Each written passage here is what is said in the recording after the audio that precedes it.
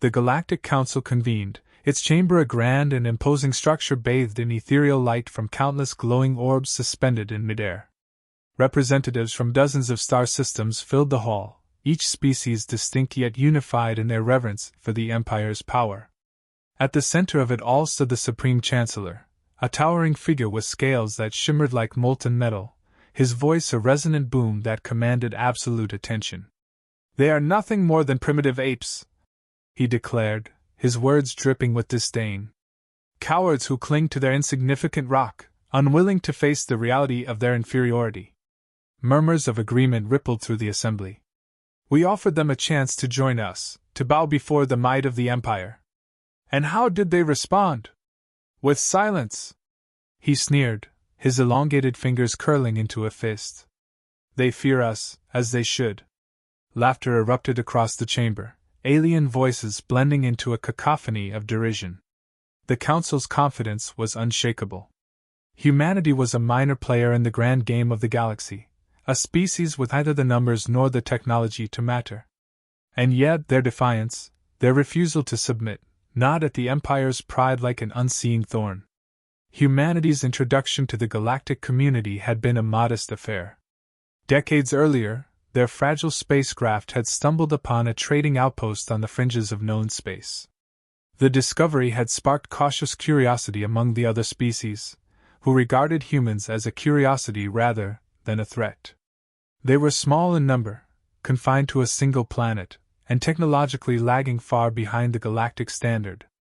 To most, Earth was a footnote in the vast chronicles of the galaxy. Despite this, humans pursued diplomacy with relentless determination. They negotiated trade agreements, sought scientific partnerships, and participated in interspecies summits with a fervor that bordered on desperation.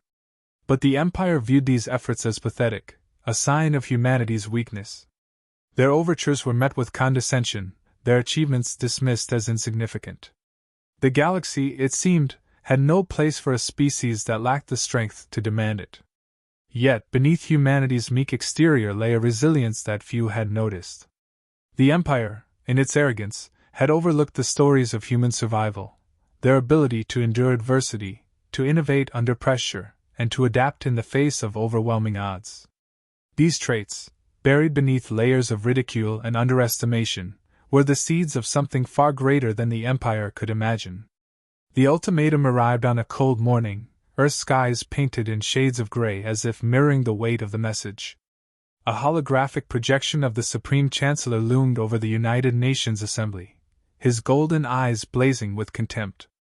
"You have one standard cycle to surrender unconditionally," he declared, his voice a low growl that reverberated through the chamber.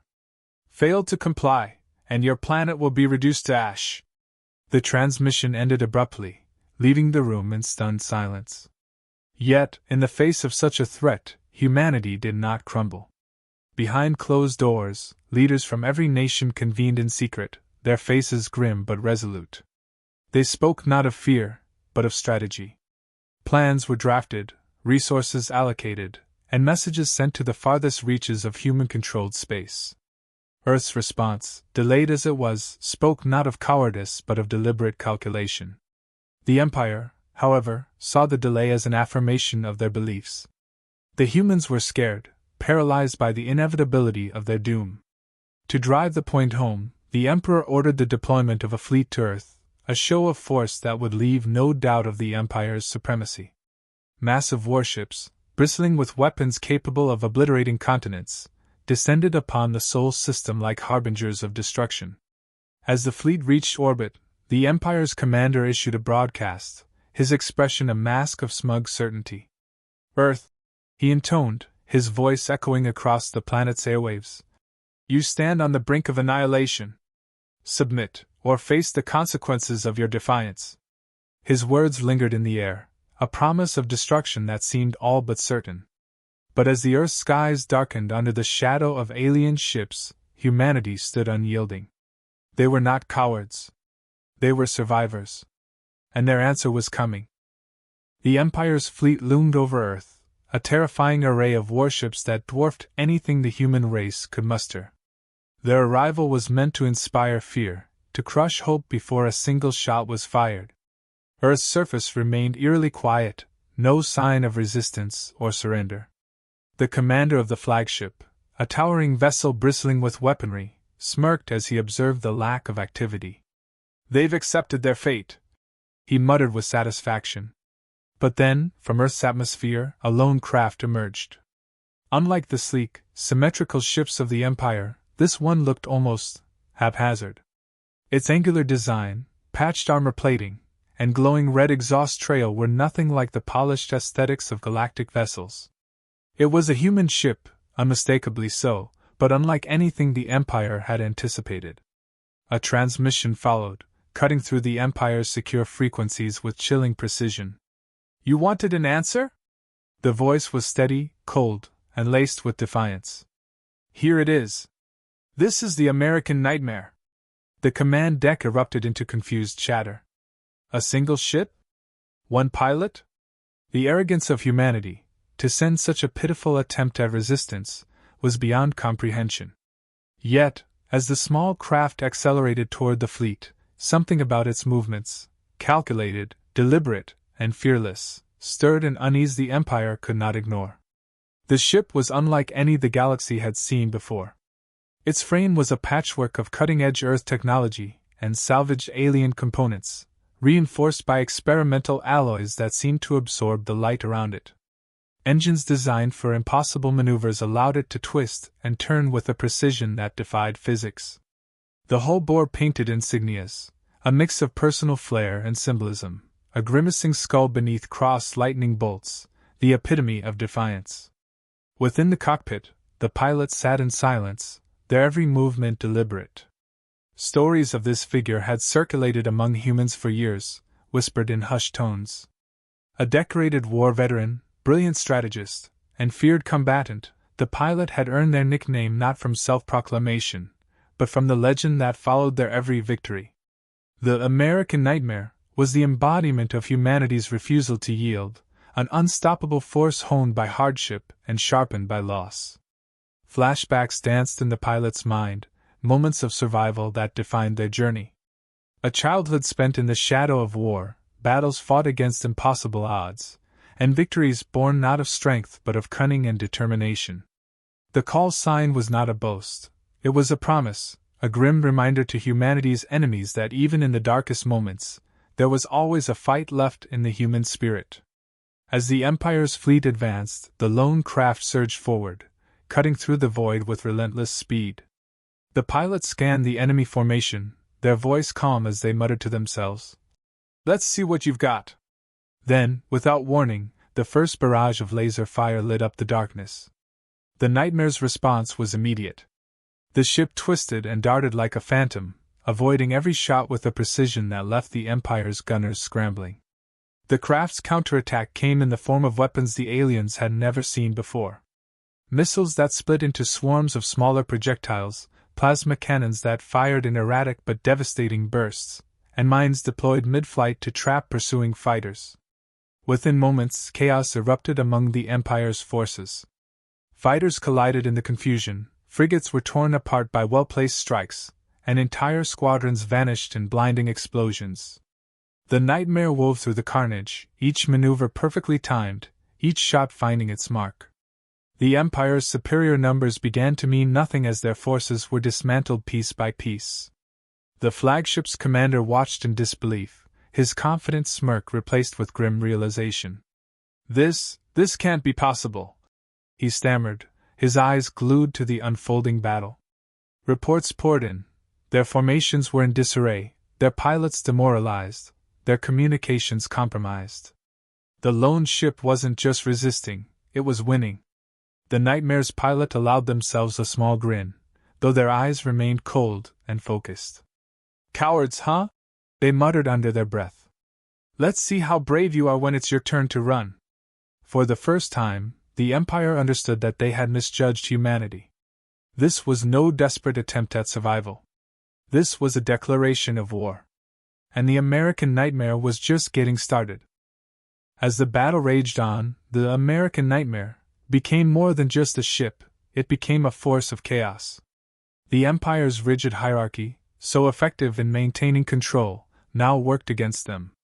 The pilot exploited their predictable patterns, understanding how their strict chain of command stifled improvisation. Small, deliberate provocations were enough to throw entire squadrons into disarray.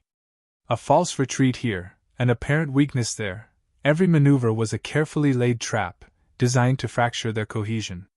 Confusion rippled through the alien ranks. The pilot broadcast snippets of distorted Earth music on open channels, strange and unsettling to the aliens. Their tightly synchronized movements unraveled as commanders barked conflicting orders to regain control. At one point, the Nightmare transmitted a simple, mocking message. "Catch me if you can." The words, translated into a dozen alien languages, resonated with an eerie finality. The Empire's soldiers, so used to overwhelming their enemies, found themselves rattled.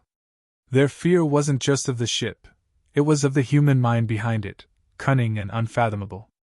The ship's arsenal wasn't just powerful, it was revolutionary. Earth's engineers, faced with centuries of technological disadvantage, had learned to innovate in ways that defied convention. The Nightmare carried weapons designed to exploit the Empire's blind spots. Projectiles that mimicked harmless debris suddenly detonated within enemy formations, ripping through hulls with surgical precision. Electromagnetic pulses overloaded their shields, leaving ships vulnerable to targeted strikes. Even the battlefield itself became a weapon. The pilot maneuvered through the wreckage of destroyed Empire vessels, using the debris as both cover and ammunition. Asteroids and scattered fragments were repurposed into impromptu projectiles, launched at high speeds toward unsuspecting enemies. The aliens, trained to fight in clear and predictable conditions, struggled to adapt to the dynamic, ever-changing chaos. Communication systems were another vulnerability. The Nightmare systems, developed in secret Earth labs, were designed to scramble and intercept alien transmissions. Commanders found their orders cut off mid-sentence, their signals drowned out by a cacophony of static. At one critical moment, the Nightmare hijacked their internal broadcasts, playing Earth's national anthems on a loop. The act wasn't just psychological, it was a declaration, a statement that humanity would not be silenced. Inside the cockpit, the pilot's focus never wavered. Every movement was calculated, every action deliberate. Yet beneath the precision lay a deeply personal motivation. The weight of humanity's history pressed on their shoulders, the triumphs and failures, the sacrifices and victories. They thought of the stories passed down through generations, tales of resilience and defiance in the face of impossible odds. "Cowards!" they murmured, repeating the Empire's insult with a bitter edge. "They don't know what it took to get here." Their hands gripped the controls tightly, the memories flooding back. The wars fought on Earth's soil, the sacrifices made to reach the stars, the unrelenting drive to survive against all odds. Every battle, every loss, every victory had led to this moment. It wasn't just about Earth. It was about proving that humanity belonged, that they were more than the galaxy had dared to imagine. Their voice hardened, the resolve in it unshakable. "You wanted to break us. You thought we'd fold. But you didn't count on one thing." A pause, a steadying breath. "We don't know how to quit." The pilot's actions weren't just a defense of Earth. They were a statement to the entire galaxy.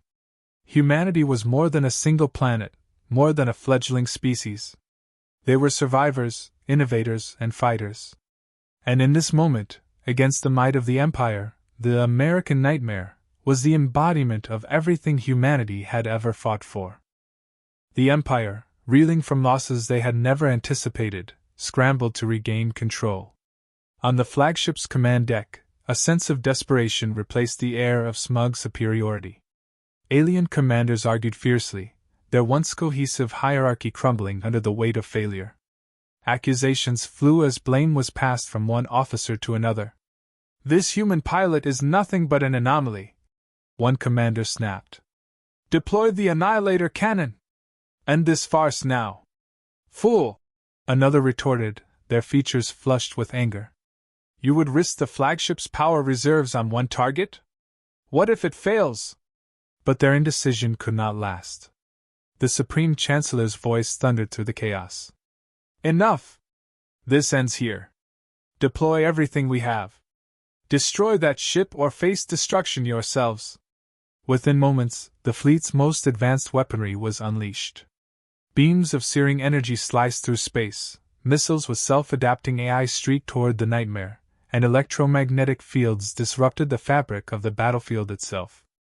The Empire's full might converged on a single, defiant target. But the Nightmare didn't falter. The pilot anticipated their every move, weaving through the barrage with impossibly tight maneuvers. Even as the odds stacked against them, they pressed forward. It wasn't recklessness, it was calculated defiance. Faced with overwhelming force, the pilot enacted a desperate gambit. They charged directly toward the Empire's flagship, the massive vessel towering over the battlefield like a fortress. The alien gunners, unprepared for such a bold move, hesitated just long enough for the Nightmare to breach their defenses. The ship's experimental weapons came to life, releasing a devastating array of firepower. Plasma bolts burned through shield generators, EMP bursts left critical systems offline, and precision strikes found weak points in the flagship's hull. The Nightmare darted around its massive opponent, a relentless predator dismantling its prey. The Empire's flagship groaned under the assault, explosions rippling across its surface. On the command deck, alarms blared as systems failed one by one. "Status report," the commander demanded, his voice trembling. "Shields are down. Engines failing. We're losing control." The final blow came as the Nightmare launched a payload of kinetic missiles, their sheer force tearing through the flagship's core. A brilliant explosion lit up the void, sending shockwaves through the battlefield. The Empire's flagship, the symbol of their unassailable power, was crippled. The sight of their flagship falling into ruin sent ripples of doubt through the remaining fleet. For the first time, the invincible Empire looked vulnerable. Ships began to waver, some retreating into the vastness of space, others holding position but no longer engaging. Seizing the moment, the pilot activated a secure broadcasting system. Their voice, steady and unyielding, echoed across the galaxy. "This is Earth. This is humanity. To all who hear this, know that the Empire is not invincible. They can be fought. They can be defeated." The message continued, a rallying cry that resonated with oppressed species across the stars. "You are not alone. Stand with us. Fight for your freedom. Together, we can end their tyranny." Across distant worlds, the words ignited sparks of hope. On planets where rebellion had long been silenced, oppressed peoples listened with newfound resolve. The human spirit, unbroken and unyielding, became a beacon of defiance.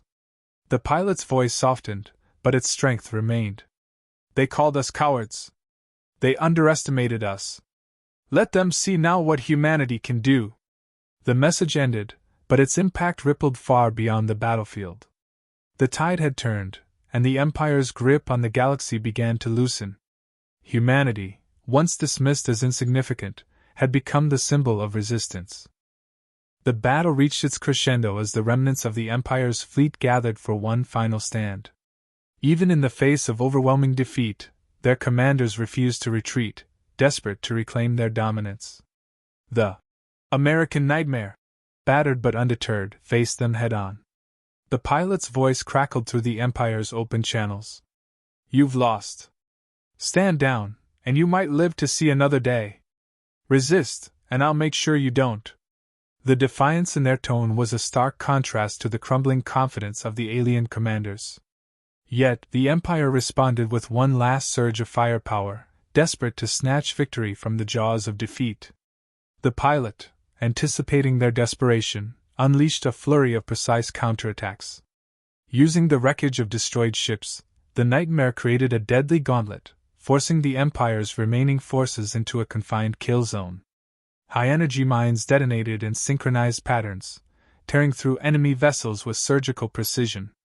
Plasma blasts and kinetic strikes followed, obliterating the heart of the fleet. The Galactic Council, observing the battle through holographic feeds, watched in stunned silence. Their most advanced fleet, an armada meant to be invincible, was being systematically dismantled by a single human ship. The Empire's Supreme Chancellor, once so arrogant, now sat frozen, his confidence shattered. As the flagship of the Empire's second-in-command erupted in a cascade of explosions, the remaining ships powered down their weapons and raised distress beacons, a universal sign of surrender. The battle was over. The Empire's fleet had fallen, and with it, their claim to galactic supremacy. The aftermath was swift and transformative. The Empire, humbled and broken, was forced to relinquish its power. Treaties were signed, dismantling their oppressive grip over countless star systems. Humanity, once derided as weak and insignificant, was now seen as a force to be reckoned with, a species capable of not just surviving, but reshaping the galaxy. The Galactic Council, once a stage for derision against humanity, became a forum of equals. Representatives from previously subjugated species now looked to Earth as a beacon of hope. Humanity's ingenuity, courage, and resilience inspired others to rise from the shadows of oppression. On Earth, the Nightmare's pilot became a legend. Their name, intentionally kept from public record, was less important than what they symbolized.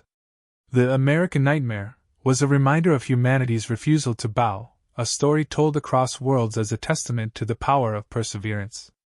As celebrations erupted across liberated planets, the pilots stood in solitude, gazing at the stars.